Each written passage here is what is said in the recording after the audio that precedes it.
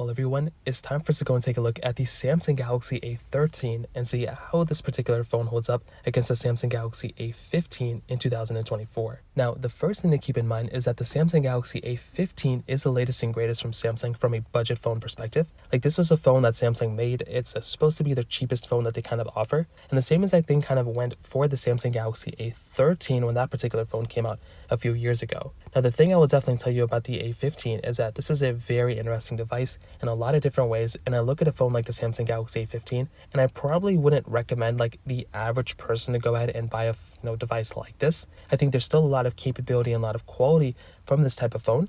But I'm going to be honest, I think the Samsung Galaxy A15 is a significantly better phone, probably for the average person to go ahead and buy. If you want to pick up either one of these phones, links will be down in the description. You can get them from there, and you can help support the channel at the same time. Now, on the outside of both, the Galaxy A13 has a 6.6-inch PLS LCD panel on the front. It's a 1080p display, and it looks pretty good for the most part. It's not terrible, and I do think in a lot of different ways, Samsung did a decent job with this particular device at that point. I think they did the best they could with like a cheaper phone, but 2 years later, the Samsung Galaxy A15 now has a Super AMOLED 6.5-inch 1080p display, and it's a 90Hz panel. This is a significant difference, I think, in my opinion. You're getting an upgraded 90Hz panel.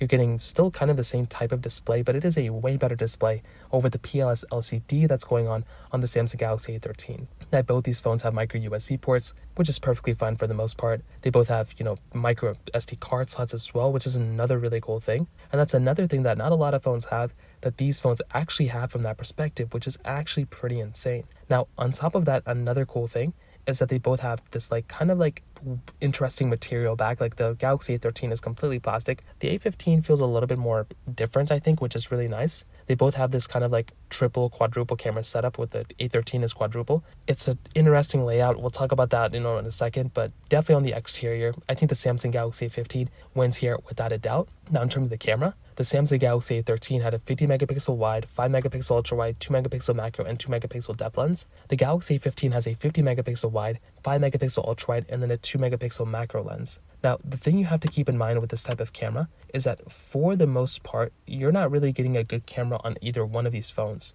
Like, both these phones are really not that great, and that is kind of the problem I would say that you're kind of getting between both these devices. Like, if I'm going through and getting a phone, I definitely want it to have a little bit more capability than just, having a 1080p sensor.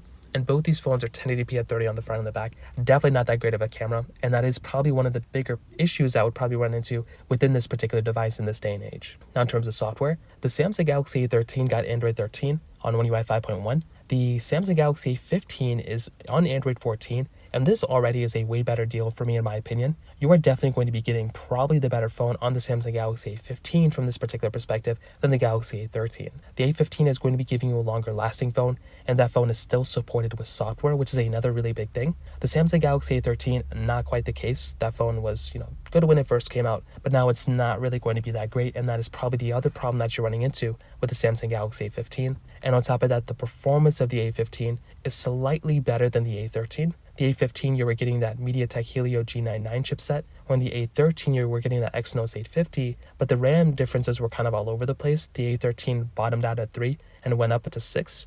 The A15 started at 4 and went up to 8. So you're already getting probably significantly more RAM, depending on which variant you get, on the Samsung Galaxy A15 on the over the A13. Both these phones are not supposed to be like the best budget phones of all time. They're not supposed to be like, super cheap, great performing phones. They're just supposed to be phones that you can use, that you can get from point A to point B with. Realistically speaking, you can do the same thing on both these phones, but the A15 is a significantly faster phone and a better phone overall than the A13, and it really comes down to the I would say the display. The display by far is probably the biggest difference here.